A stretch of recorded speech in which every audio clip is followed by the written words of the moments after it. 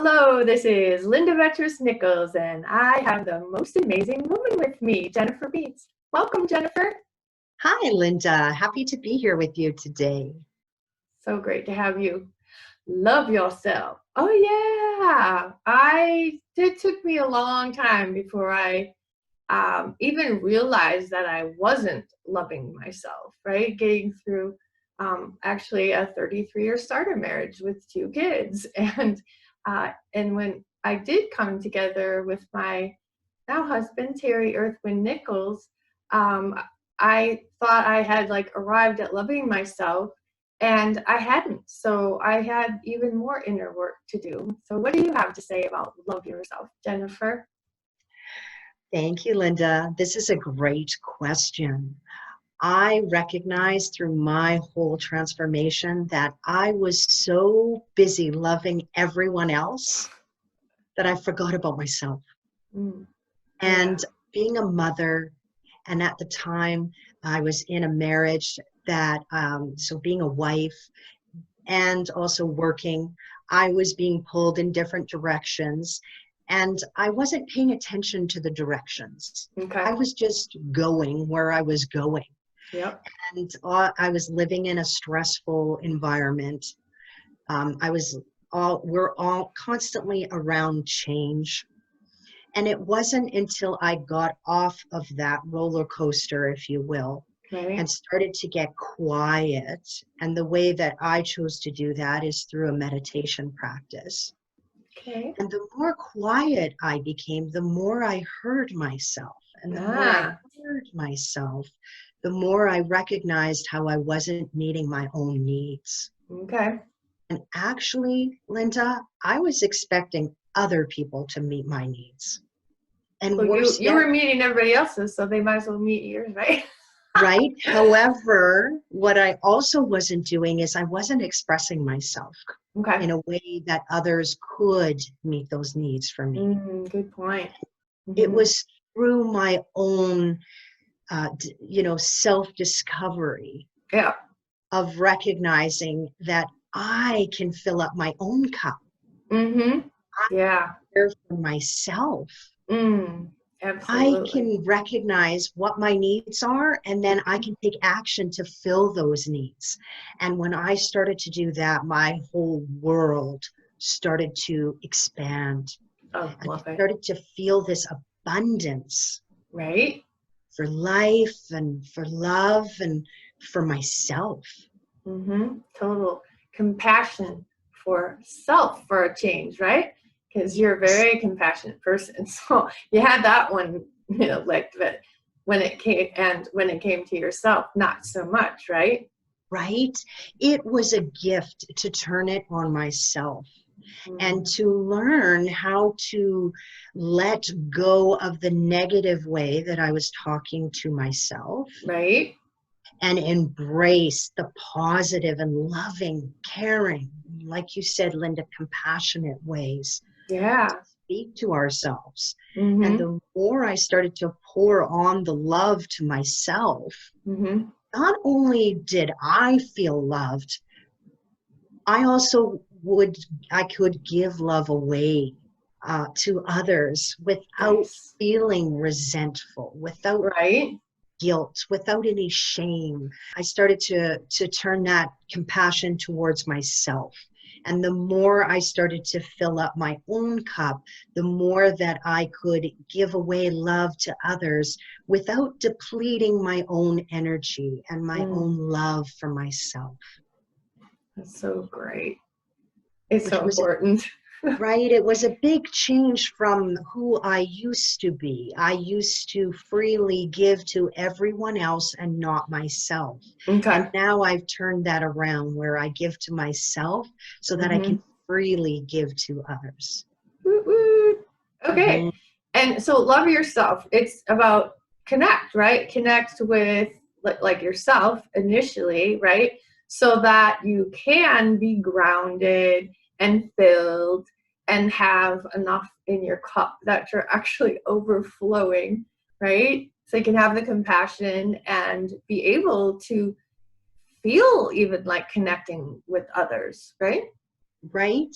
And I feel that a lot of times we don't really get those messages. A lot of times we are told to, or maybe some of the messages that I received was to look after others first. Mm-hmm. And I certainly, for a female, I have people pleasing tendencies. And so there is a balancing act to giving to others and giving to yourself. Right. And I think I had it backwards for a while. And I was feeling depleted. Yeah. And now I recognize, I feel like I was saying, I feel an abundance of love. And it all started with how I was treating myself. Mm-hmm. Very cool. Okay, so when it comes to love yourself and all knowledge is within, what was some of that knowledge that you were able to tap into that you realized were inside? You know, I'm just real quick. In The Wizard of Oz, the yellow brick road is in the shape of the antispiral, and the antispiral looks like kind of like a letter C in the center, kind of depending on when you turn it, but you can get it to look like a letter C. And it's the oldest, most ancient peace symbol in the world, is my understanding. And it actually, in Native America, it means the coming together of the people of Mother Earth. So it's like the going in, not the going out. The spiral was used to, put on a tree or under a rock, and the end of it was like, we went that way, so the hunters or the warriors would go look for the spiral and know which direction the tribe left in. The antispiral is the going in. And I just think it's so cool that it's an antispiral, the yellow brick road, and it's like, Dorothy, you knew it all along, right? Isn't that fun? Right? Yeah. Yes. So how about your little antispiral journey, like Dorothy? Right? Right. And I think for me, Linda, it ties into that people pleasing too. And for me, I was constantly adapting to meet other people's needs, Right. and not recognizing my worth, Mm-hmm. not recognizing my value. Mm-hmm. Therefore, looking outside for that validation and that Right. acceptance, until the light went on for me. And as I was saying earlier, as I started to fill up my own cup and turn that self-love and that self-care on myself, Yeah. all of a sudden my answers started to bubble up. Mm. All of a sudden my voice would speak words that never used to come out of me. And so I just found through my journey that it wasn't about going outside and looking for the answers. It was actually about slowing down, Mm-hmm. pausing long enough to reflect. Mm. And it is through that reflective process that I started to hear my voice, and my voice became my guide. Mm-hmm. And I started to I started to build trust with myself. And all of a sudden, my intuition was leading me and guiding me. And I started to listen to it. And Nice. I started to take steps I had never taken before. Mm-hmm. And I think a big part of that is because of all the noise that was going on in my mind. Right. And I think for all of us, our intuition is constantly giving us reminders, Mm-hmm. and it's up to us if we choose to listen to those. I love it. Brilliant.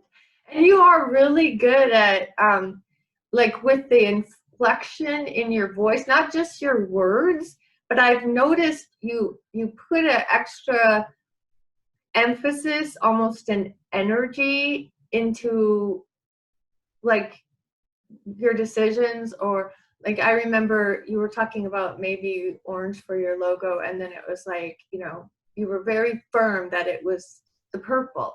So like you had said in the past, you didn't really let people know. Well, I've noticed that you're letting people know with even this extra, I don't know if it's a force or a push of energy, power, really, power versus force.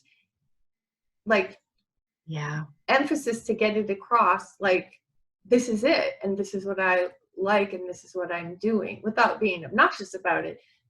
I just know that there's this little extra oomph that a lot of times women don't bother to do.